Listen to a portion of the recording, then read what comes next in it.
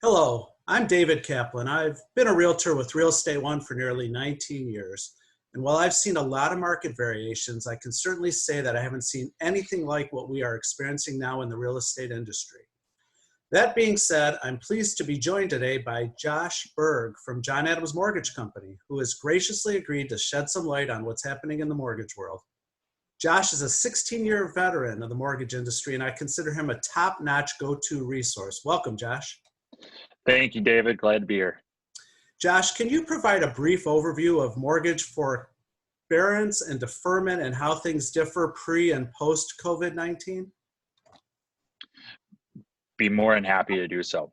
So what the government has implemented is something called the CARES Act, where it allows people who have been impacted by the COVID-19 pandemic to enter into a written agreement with their mortgage servicer.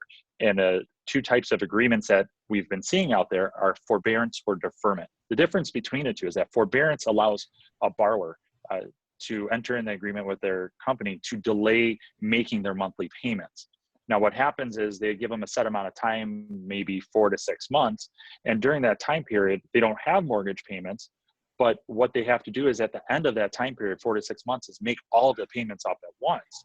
Whereas mortgage deferment, which is a much smaller offering out there with servicers, is taking the mortgage payments for a certain amount of time and adding it to the principal balance of your loan at the end of it.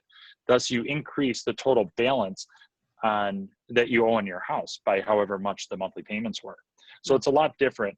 The biggest thing is that previously to COVID-19, if you entered into these agreements, it's you admitting that you're not able to make your mortgage payments. Thus, the lender has the cause to maybe take action on that mortgage. Are there some types of loans that wouldn't be qualified for COVID-19 assistance consideration? So the most common type of loans out there are your conventional mortgages, which are backed by Fannie Mae and Freddie Mac. And then you have your government-backed loans, your VA mortgages, your FHA loans, rural development. Those mortgages are covered by the CARES Act. Okay, there are other types of financing that do exist in the mortgage world. So it's always best that somebody contacts their mortgage servicer if they've been affected by the COVID-19 pandemic and they're unable to make their mortgage payments to make sure that their mortgage is covered by this. If engaged in these arrangements, can a homeowner sell, buy, refinance? And how do you think credit and future mortgageability would be affected? Well, we're learning things on the fly right now about how it's going to be impacted from a credit and approvability possibility. So one thing that we are seeing on credit bureaus right now is that if somebody enters into one of these agreements, there is a little blurb that they've been affected by natural disaster or affected or part of the CARES Act. Now, what the creditors are not allowed to do is report negative payments to your mortgage payment. That's 100% correct, but this little blurb pops up on your credit report.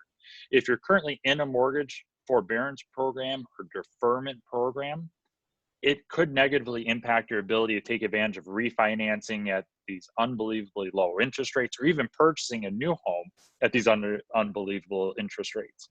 Now, if you're in forbearance or deferment, you can always sell your house at any time. Assuming you would consider forbearance or deferment to be a last resort, what options other than that would you suggest? And do you have any parting advice on what to do mortgage-wise to be prepared for an upcoming sale or purchase? For sure. Number one, I'm going to tell you, and this is my little soapbox, if you're able to make your mortgage payments, please continue to make your mortgage payments, okay? This program, the CARES Act, was implemented without restriction, and what it allows people to do, and it's really for the individuals that have been affected or the families that have been affected by this, whether they've been furloughed for a long period of time, lost their jobs, whatever the case might be, okay? A lot of people have dipped into savings to keep making their mortgage payments. They've taken 401k loans. They've looked at refinancing if they didn't already impact or they weren't impacted already. So the best thing to do, number one, is talk with a mortgage professional or your mortgage servicer. Okay, figure out what your options are. Your mortgage servicer will be able to take care of talking to you about entering into your agreement, but it's not for everybody. So you might want to talk to a mortgage loan officer or possibly a real estate agent to get some advice on what you should possibly do if you're considering this. What so you know what the impact is overall. Because even though it covers everything up like a Band-Aid right now, eventually that Band-Aid's got to come off. So we got to figure out what your goals are, you know, from a real estate standpoint or a mortgage standpoint, and take advantage of it as best as possible. Well, Josh, thank you so much for taking this time to speak with me. You are much appreciated. David and Josh signing off for now. Thank you.